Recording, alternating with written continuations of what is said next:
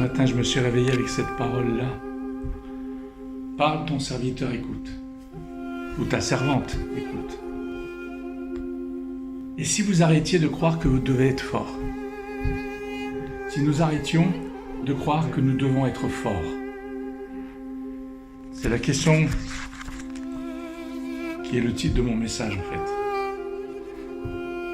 Et si la faiblesse était notre plus grande force? À le dire, ça peut être un concept intéressant, ça peut faire du bien à nos neurones, mais à le vivre, c'est une autre histoire. Et j'ai un texte dans les Écritures qui m'est venu, c'est un texte qu'on trouve dans 2 Corinthiens, 2 Corinthiens 12, un texte que je pense vous connaissez bien. Ma grâce te suffit, car ma puissance s'accomplit dans la faiblesse.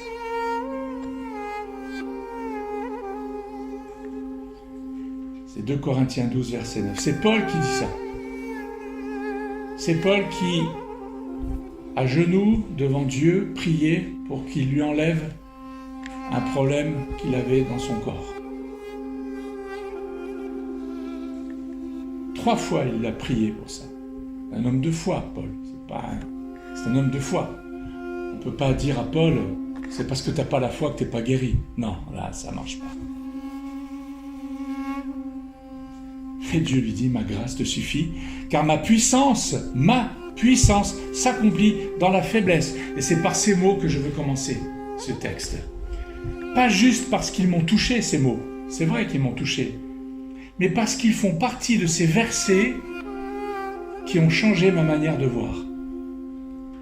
C'est pas nouveau, mais plus j'avance dans le temps, plus ces versets prennent de l'ampleur.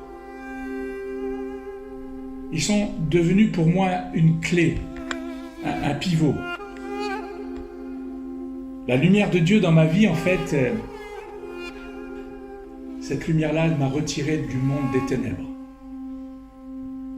C'est le Christ qui l'a fait. C'est le Christ qui m'a atteint, qui m'a retiré des ténèbres pour me faire entrer dans son royaume de lumière. Et on l'a lu ce matin. Si tu ne nais pas de nouveau, tu ne peux pas voir le royaume de Dieu. Tous les gens qui parlent de Dieu, de religion, mais qui ne sont pas nés de nouveau, ils ne savent pas de quoi ils parlent, parce qu'ils ne voient pas le royaume de Dieu. Le royaume de Dieu, ce n'est pas des mots, ce n'est pas des formes, ce n'est pas un culte, c'est pas ça le royaume de Dieu. Le royaume de Dieu, on ne peut le voir que si on est de nouveau. Et un peu plus loin, comme il a été dit, il faut avoir reçu l'eau et l'esprit pour entrer dans le royaume de Dieu. L'eau, c'est la parole de Dieu. C'est cette parole qui nous fait entrer dans le royaume de Dieu. C'est l'esprit de Dieu qui nous fait entrer dans le royaume de Dieu. C'est quelque chose de remarquable. Et c'est ce qu'il a fait pour moi, la lumière de Dieu dans ma vie. C'est une lumière qui m'éclaire depuis, j'avais 18 ans quand je me suis donné au Seigneur. Et ça fait 40 ans maintenant. Eh bien, je peux vous dire que cette lumière grandit de plus en plus dans ma vie. C'est une lumière qui a éclairé et qui éclaire encore notre nuit intérieure, parce qu'il y a de la nuit encore dans ce monde. Nous vivons dans ce monde de ténèbres.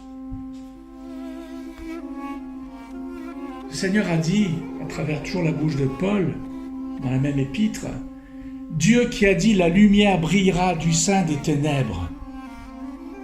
Il a fait briller la lumière dans nos cœurs pour faire resplendir la connaissance de la gloire de Dieu sur la face de Christ. Ces mots-là, plus tu avances avec Dieu, plus ça devient quelque chose en 3D, ça devient quelque chose qui t'imprègne, qui font partie de ta vie. Cette lumière qui brille. Alors, on nous a appris à être forts. Le monde nous apprend à être forts. Parfois, dans les communautés chrétiennes, on vous demande d'être fort dans la foi. Fort, soyez fort. Quelque part, être fort dans la foi, c'est pas faux. Ça veut dire être rempli de foi, mais pas fort. Rempli de foi. Rempli de l'Esprit de Dieu, mais pas fort. Et on confond des fois. Pourquoi on confond? Parce que notre chair, elle s'est amenée, elle dit, bon allez, barre-toi, c'est moi le spirituel maintenant. La chair, elle peut être super spirituelle, sauf que c'est un spirituel qui n'a pas de consistance. Et la chair va te dire, tu es fort. Et l'Esprit de Dieu dans ton cœur, dans ton esprit, va te dire, non, tu n'es pas fort. Je suis fort. Dieu est fort. On admire ceux qui tiennent bon. On admire celui qui domine. On admire celui qui performe.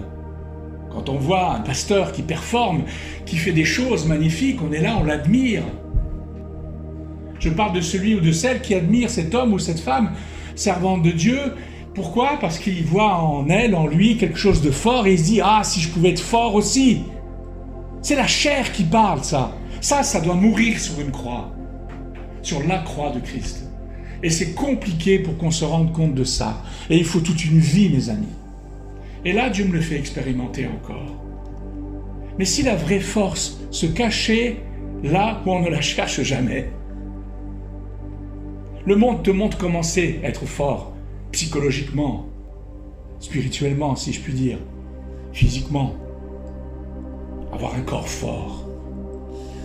Dieu a fait pour qu'on ait un corps qui soit solide. Mais c'est le monde qui te propose comment faire. Alors là, Dieu a dit stop. Il a mis un verrou là. Alors il a fait que les forts soient faibles, il a fait que les riches soient pauvres. Parce que les hommes ont cru que ce que Dieu leur avait donné, c'était de eux-mêmes. Et les hommes ont dit, c'est ça ma force. Et je vais vous montrer par ma force. Et les Assyriens, avec leur force, qu'est-ce qu'ils ont fait? Ils ont dit, c'est par ma force que j'ai battu toutes ces nations. Dieu a jugé la Syrie. Alors je sais qu'on est dans une église, on ne peut pas dire qu'on est des forts. Mais peut-être certains pensent encore. Et si cette vraie force naissait au cœur même de la faiblesse? Je vais vous parler d'un chemin, c'est le mien. C'est mon chemin. Un chemin qui est traversé par cette parole dont on vient de lire, par cette parole vécue dans mon corps, ressentie dans mon âme.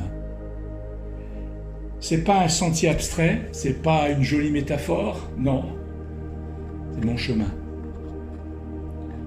Celui que mes pas ont foulé. Celui qui m'a bousculé, qui m'a même ébranlé. Mais qui m'a aussi façonné ce chemin, le chemin avec le Christ. Il m'a façonné. Il me façonne. Voyez-vous, actuellement, j'avais un plan. 2 ans et demi encore, et je prenais ma retraite. Et même maintenant, j'ai une retraite progressive à 60%. J'imaginais déjà avoir plus de temps pour servir Dieu. Voire à plein temps dans 2 ans et demi. Le rêve d'un retraité, engagé, apaisé, reposé. Parce que servir Dieu n'empêche pas l'autre de se reposer. Actif, un homme de foi, fort de ses années. Toujours à apprendre, cela dit. Prêt à donner plus encore, à aimer plus encore, à construire, à transmettre. Je voyais déjà les contours du temps dégagé, forcément, une énergie retrouvée, des projets nourris dans la prière, une vie offerte, disponible, utile. Je voulais honorer l'appel, continuer d'honorer l'appel que le Seigneur m'a donné avec moi et avec ma femme. Parce qu'il nous a appelés. Je voulais le servir, lui. C'était ça mon plan. Il n'est pas mauvais, ce plan. Mais voilà, quelque chose s'est mis à changer. Pas une explosion, pas un effondrement non plus. Non, plutôt une fatigue étrange. Vraiment une fatigue étrange, comme une brume fine qui s'installe doucement. Une vapeur silencieuse qui trouble peu à peu les contours de ce que je croyais stable. Le corps a parlé. Mon corps a parlé. Et derrière lui, un mot s'est imposé comme un verdict murmurant, le cœur. Ce cœur que je voulais ardent, battant pour Dieu, le voilà, essoufflé, fatigué, affaibli. Et puis ce mot que je n'attendais pas du tout, artère bouchée, le choc. Le choc, ouais, le choc. Mais aussi c'est une image, presque une parabole vivante. Et si c'était là que Dieu me parlait? Et il a commencé là. Je me souviens toujours à cet hôpital où je devais attendre pour faire une choro, mais il y avait des urgences, donc j'ai vraiment attendu. Et là, Dieu a commencé à me parler. Et si ce cœur fatigué révélait en fait une réalité plus profonde? Un cœur qui voulait donner, mais dont le passage intérieur s'était peu à peu rétréci, voyez, ces artères, peu à peu rétrécies, comme ces artères qu'il faut déboucher maintenant. Pas pour punir, mais pour ouvrir, pour que la vie circule à nouveau. Alors j'ai commencé à voir autrement et j'ai dit, Seigneur, débouche mes artères, les vraies, mais pas seulement celles de mon corps. Ouvre aussi les chemins secrets de mon âme. Les passages encombrés, les endroits serrés, ceux où la vie de Christ ne circule pas librement, et voire des endroits où il ne circule plus. Et quand la vie de Christ ne circule plus, c'est un arrêt cardiaque avec le Seigneur. Parce que je veux un cœur qui pompe avec ardeur la vie de Christ. C'est ce que je veux dans mon cœur. Et si ça pompe mal, j'en suis pas satisfait. Un cœur traversé, irrigué, inondé même par le sang de Christ, par la présence de Christ. Le sang, c'est pas un hasard si Dieu a pris le sang comme étant la représentation de la vie, plus qu'une représentation. Le sang, c'est la vie, a dit la loi de Moïse. Et c'est pour ça qu'il y avait des sacrifices de sang. Je veux que ce cœur traversé soit inondé par le sang de la vie, le sang de Christ. Pas seulement pour moi, mais pour les autres, pour l'œuvre de Dieu, pour la gloire de Dieu. C'est ce que je veux, moi, petit homme, même si je fais 1m85. Et je comprends, lentement, douloureusement parfois, qu'avant d'accélérer, il faut souvent purifier. Qu'avant de courir, il faut souvent apprendre à respirer. Et qu'un cœur pour Dieu commence peut-être là, quand le mien accepte d'être vidé pour être rempli. Et puis bientôt, il y a eu d'autres signes qui sont venus, histoire de ne pas laisser le cœur tout seul. Des vertiges, une instabilité qui ressemblait à une mer intérieure qui tangue, même sur la terre ferme. C'est pas fini encore. Il y a la série 2. Là. Je sais pas combien cette série a de saisons. C'est la saison 2, je voulais dire. Et je me suis senti vidé. Vraiment vidé, ralenti, dépouillé, mes amis. Vous n'avez pas aidé comme je me sens dépouillé. Même au boulot. Même dans ma famille, même, je suis dépouillé. Alors il y a une question qui jaillit là, une grande question. C'est pas d'un livre, c'est pas d'un sermon, c'est comme un gémissement intérieur. Seigneur, qu'est-ce que je peux faire encore pour toi? Cette question, elle m'est venue presque naturellement. Suis-je capable encore d'honorer le service que tu m'as demandé de vivre avec toi? Suis-je encore utile? Voyez-vous, ces questions, elles vous viennent en pleine tronche, comme ça, sans que vous y attendez. Le corps le prédispose. Dieu nous a fait corps, c'est pas pour rien. Et il l'utilise. Sur la croix, Jésus-Christ, quand son corps était meurtri, Seigneur, pourquoi tu m'as abandonné? Pourquoi m'as-tu abandonné? Vous pensez qu'il faisait ça pour faire de la rhétorique ou du cinéma? Vous pensez que c'est la chair qui faisait ça? La chair a été crucifiée. Et lui encore, il n'a jamais péché, le Seigneur. Père, pourquoi m'as-tu abandonné? Et à la fin, il a rendu son esprit. Je te donne mon esprit. Voyez-vous, il y a des questions comme ça qui viennent dans nos vies. Et ces questions, elles m'ont poursuivi et elles me poursuivent encore. Mais c'est dans ces moments sombres que j'ai entendu cette parole qui nous accompagne maintenant. Une parole ancienne, mais vivante. Une parole pas faite pour briller sur une carte postale, mais pour tenir un homme debout et une femme debout. Ma grâce te suffit, car ma puissance s'accomplit dans la faiblesse. Ouais. Et j'ai compris que ce n'est pas ma force qui fait la différence, quelle qu'elle soit. Ce n'est pas mon programme, ce n'est pas mon énergie même. C'est lui. Et depuis 40 ans, je sais que c'est lui.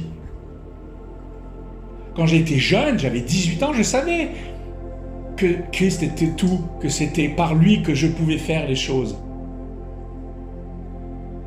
Maintenant, je dis la même chose.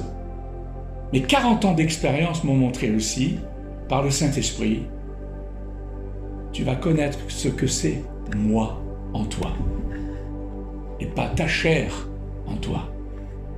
Le plus grand problème chez nous, c'est notre chair, notre homme naturel, qui, avec le temps, se construit un visage spirituel et biblique.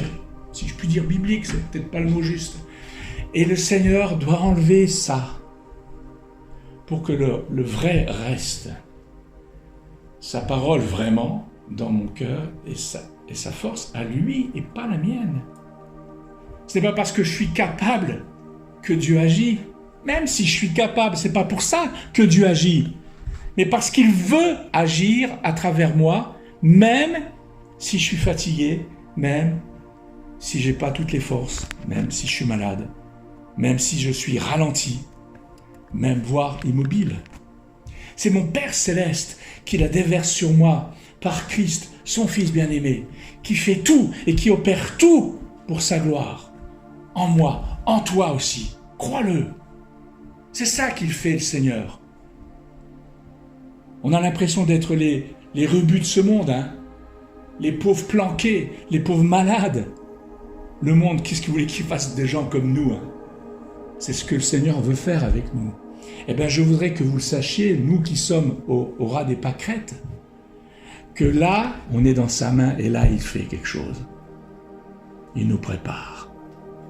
Et quand on sera dans son royaume, on aura une autre tronche, mes amis. Je ne sais pas laquelle, ça sera celle qu'il nous aura donné. Une autre allure, excusez-moi pour tronche, c'est pas beau. Une autre allure, une autre présence, une autre prestance.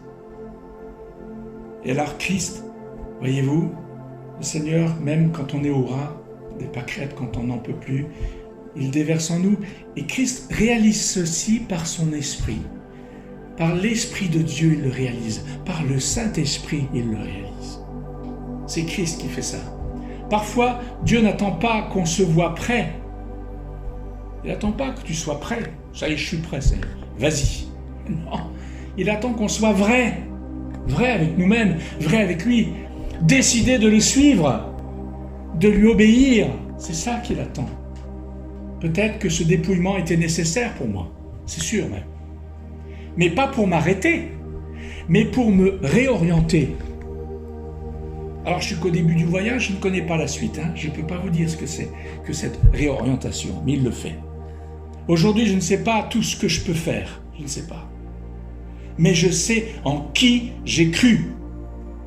Et c'est suffisant. Je ne suis peut-être plus l'ouvrier infatigable, mais je peux être le serviteur attentif. Un cœur humble, la bouche disponible, les genoux qui fléchissent. Bon, moi je marche plutôt. Mais maintenant je peux même plus trop marcher avec ça. Bref. Parce qu'en réalité, servir Dieu ne commence pas avec un agenda, ça commence avec un oui. Un oui, même faible.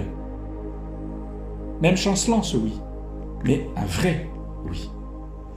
Un homme ou une femme qui prie pour être dans le sanctuaire de Dieu, dans ce monde-là, avec ce qu'on vit, avec notre boulot, avec notre famille. Ce que tu veux au plus profond de ton être, c'est d'être dans le sanctuaire de Dieu. Ça me rappelle ce que David disait. J'ai envie d'être dans la maison de l'Éternel. Et c'était vers la fin de sa vie qu'il disait ça, David.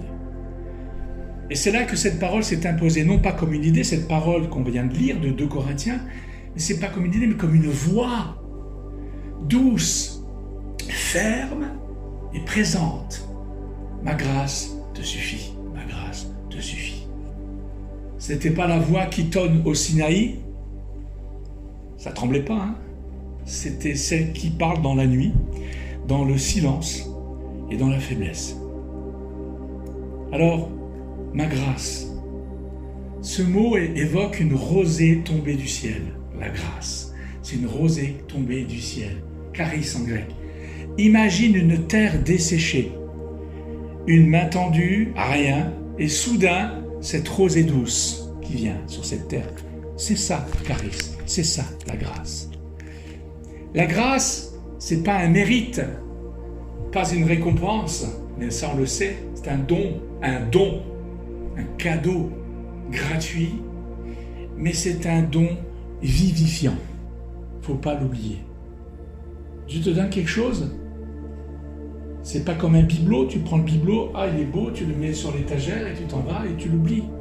Ce que Dieu te donne, c'est vivifiant. La grâce de Dieu, c'est comme une rosée du ciel, c'est vivifiant. Sa racine signifie se réjouir. La racine, le mot grec, grâce. Parce que la grâce, c'est la joie de Dieu offerte à ceux qui suffoquent. Et je l'expérimente, mes amis. La joie de Dieu. Elle ne supprime pas la douleur, la grâce. Elle habite la douleur. Et un jour, elle l'enlève. Te suffit, la grâce te suffit. Te suffit.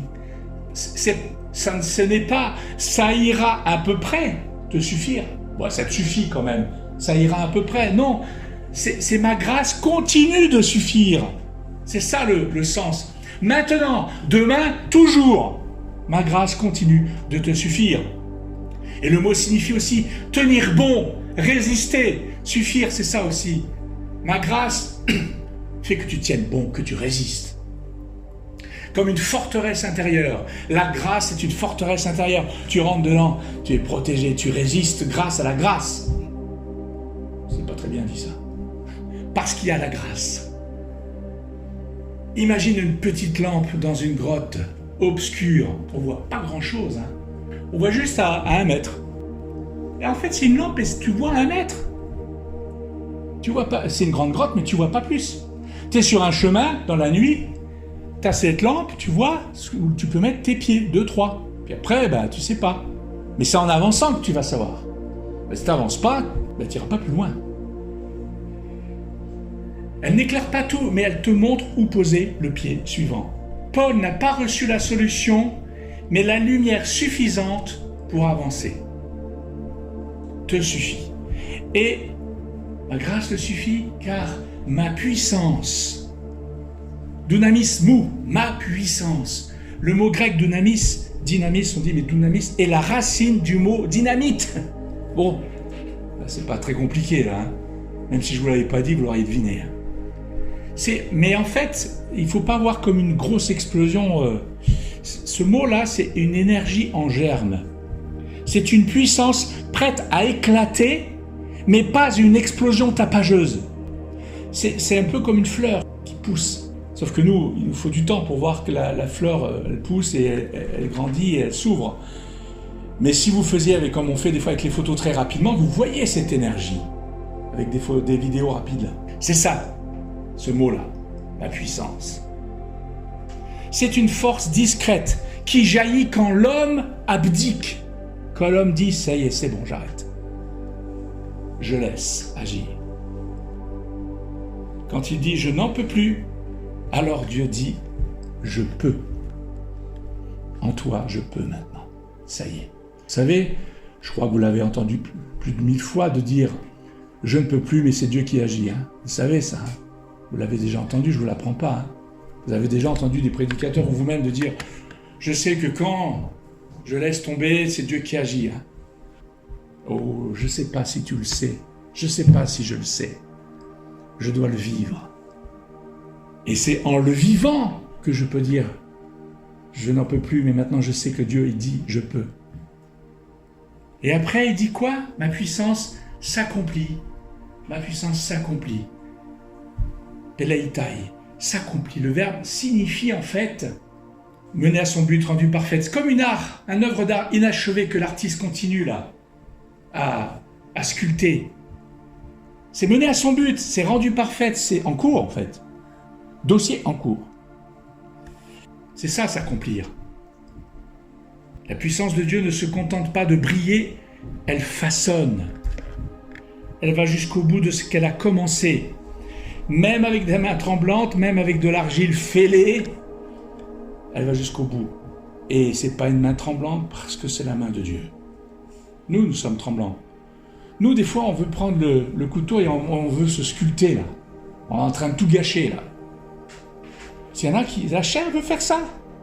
Elle est tellement spirituelle. Elle dit, je vais me façonner. Alors, on ne le dit pas comme ça, mais on fait tout pour que ça soit comme ça. Et on enlève le burin et on le fait nous-mêmes. Et au lieu d'avoir un beau cheval, un âne qu'on fait, et encore... Quoi, l'âne, c'est un bel animal. Non, on fait une catastrophe, en fait. Et lâchez le burin, mes amis, lâchons le burin. Dites à ta chair, lâche le burin. La chair veut faire des choses très spirituelles, et quand elle fait ça, elle pêche, mes amis. On pense toujours pécher des choses immorales, et c'est un fait. Mais il n'y a pas que ça dans le péché. C'est rater le but. Le péché, c'est pas qu'une faute morale, c'est aussi un décalage. C'est une faute morale, mais c'est aussi un décalage. Une cible manquée, déviée de la voie. Et la chair nous fait dévier de la voie. Hata, en hébreu, ça veut dire dévier de la voie, ça veut dire pécher. Et en grec même, c'est amartia, c'est pareil, ne pas atteindre la cible. Et aujourd'hui encore, on peut vivre à côté de ce pourquoi on a été créé. Ne prenez pas le burin pour faire le travail que Dieu veut faire. Mais on est plus spirituel que Dieu, hein.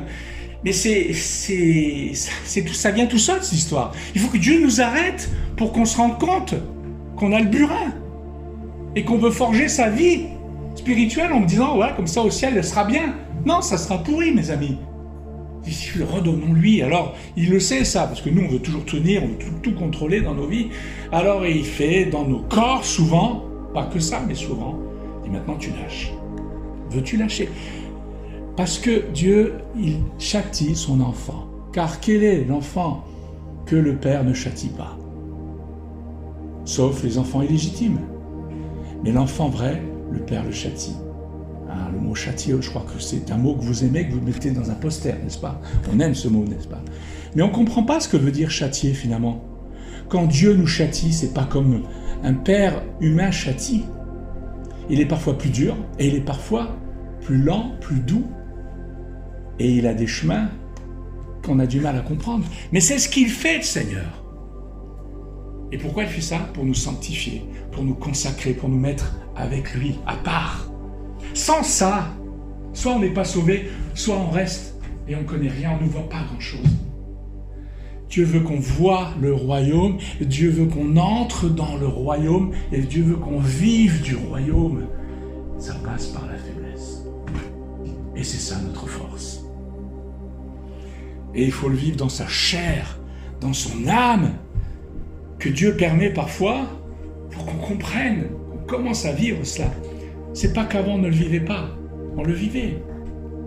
Mais Dieu veut qu'on aille plus loin, c'est tout. Dieu veut qu'on aille plus loin. Parce qu'on peut être en forme, hein, et vivre avec Dieu. Évidemment, vivre avec Dieu, accomplir la volonté de Dieu, faire des choses pour le Seigneur, aimer son prochain, de vivre pour la gloire de Dieu, et ça, c'est faisable. Mais par moments, il y a des choses que Dieu veut purifier, parce qu'on a repris le burin pour se sculpter, parce qu'on ne laisse plus le Seigneur agir. On est comme ça. On a nos routines. Alors Dieu arrête tout, il casse tout, pour nous, je parle, pour qu'on aille plus loin. Et pour l'Église aussi, il le fait. Quand il voit des frères et sœurs qui marchent dans la volonté de Dieu, et l'Église qui ne va pas bien, Dieu le fait aussi. Il casse tout pour refaire. Il arrête tout pour refaire. C'est ce qu'il fait, comme les corps.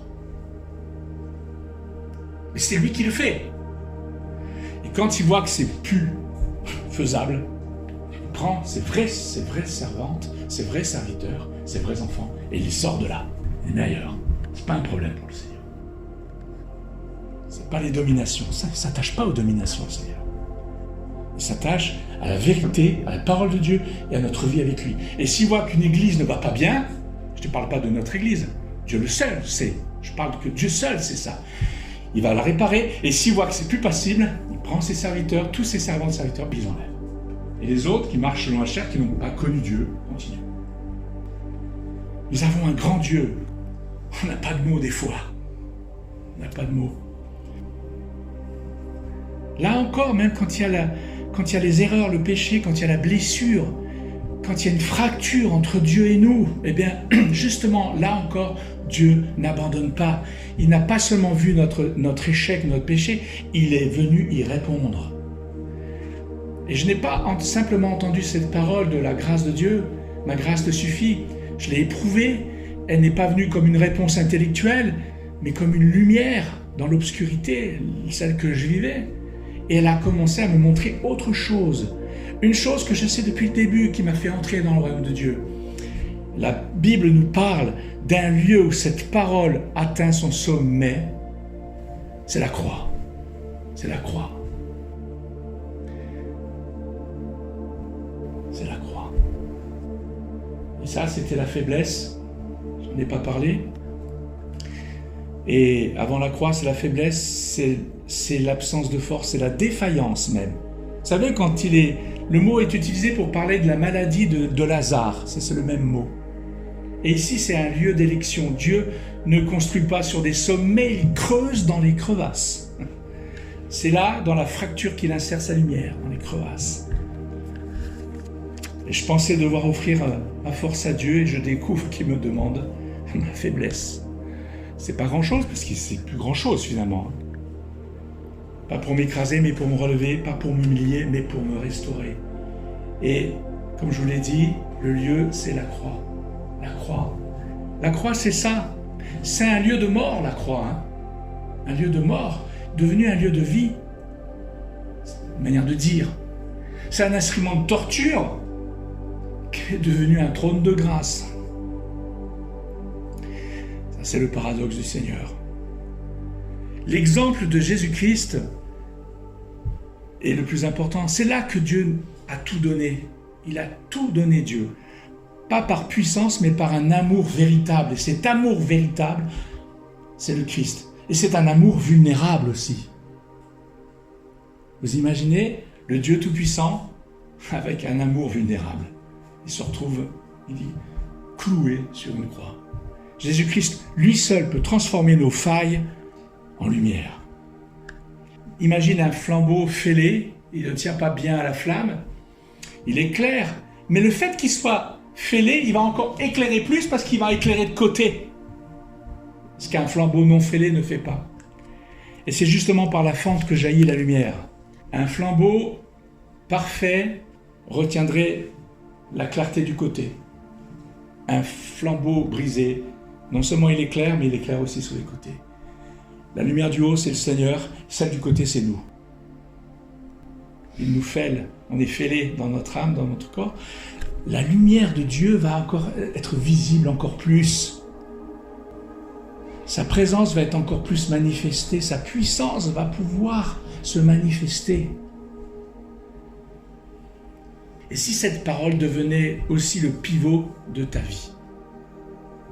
Pas juste une belle citation biblique qu'on connaît bien, qui est une belle parole, mais ta vérité, pour toi. Toi, qui peux être étudiant, mais découragé. Toi, la maman qui est épuisée. Le travailleur accablé. Le retraité inquiet. Toi, le jeune qui doute. Toi qui luttes avec ton corps, avec tes pensées, avec ton passé. Et si un jour, tu t'arrêtais, non pas pour donner à Dieu ta force, mais pour lui confier ta faiblesse, ton vide, ton épuisement, et lui dire simplement, Seigneur, me voici, je n'ai pas grand-chose, mais je veux demeurer en toi, viens vivre en moi. Et c'est là, dans le cœur abaissé, dans la faiblesse reconnue, en fait, que commence la puissance de Dieu. C'est là que commence la puissance de Dieu. Je ne dis pas qu'elle n'a pas commencé avant. Mais si tu veux voir la puissance de Dieu se manifester, alors ça sera dans un tel état que nous serons, nous. Et j'aimerais finir avec un texte que Cornelia m'avait donné cette semaine. Asa qui invoqua l'Éternel son Dieu et qui dit « Éternel, toi seul peux venir en aide aux faibles comme aux forts. Viens à notre aide, Éternel notre Dieu, car c'est sur toi que nous nous appuyons et nous sommes venus en ton nom contre cette multitude. » C'était un moment de guerre. Éternel, tu es notre Dieu, que ce ne soit pas l'homme qui l'emporte sur toi, que ce ne soit pas mon homme qui l'emporte sur toi, que ce ne soit pas votre homme ou votre femme qui l'emporte sur lui. Voyez, le Seigneur vient en aide. Que le Seigneur vous bénisse, nous bénisse ensemble, et qu'il vous accorde toute sa grâce, parce qu'il prend vraiment soin de nous. À très bientôt, mes amis.